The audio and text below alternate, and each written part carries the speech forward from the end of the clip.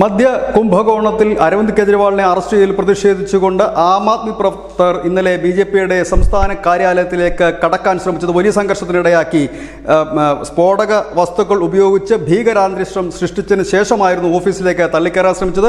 ദേശീയ പതാകയും എന്തിട്ട് വന്ന പ്രവർത്തകരെ പോലീസ് തടയുകയുണ്ടായി. തുടർന്ന് ഈ പ്രവർത്തകർ ദേശീയ പതാക നിലത്തിട്ട് ചവിട്ടുകയായിരുന്നു. അതിനുശേഷമാണ് ഓഫീസിലേക്ക് കടക്കാൻ ശ്രമിച്ചത്. അവിടെ കൂടിയ ബി.ജെ.പി പ്രവർത്തകരെ പോലീസ് ലാത്തിചാർജ് ചെയ്തു എന്നാണ് പുറത്തുവരുന്ന മറ്റൊരു വിവരം.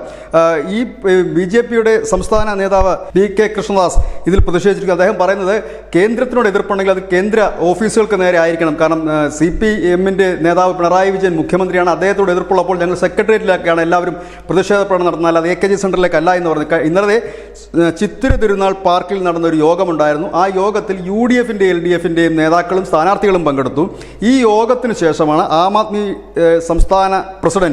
പാർട്ടിയുടെ സംസ്ഥാന പ്രസിഡന്റ് വിനോദ് മാത്യു വിൽസണും ജില്ലാ സെക്രട്ടറി ഷാജു കാരിച്ചിറയുടെ നേതൃത്വത്തിൽ ഒരു സംഘം ആം ആദ്മി പ്രവർത്തകർ ഈ ഓഫീസിലേക്ക് എത്തുകയും സ്ഫോടക വസ്തുക്കൾ എറിഞ്ഞ് ഭീകരാന്തരീക്ഷം സൃഷ്ടിച്ചതിന് ശേഷം അകത്തേക്ക് കടക്കാൻ ശ്രമിക്കുകയുമായിരുന്നു. ഒരു വലിയ സംഘർഷത്തിലേക്ക് എത്തുകയായിരുന്നു. അവിടെ തടിച്ചുകൂടിയ BJP പ്രവർത്തകർക്ക് നേർ പോലീസ് ലാത്തിചാർജ് ചെയ്തതായിട്ടാണ് ഇപ്പോൾ BJP ആരോപിക്കുന്നത്. 2 BJP പ്രവർത്തകർക്ക് പരിക്കേറ്റതായും വിവരമുണ്ടായി. News desk news India Malayalam.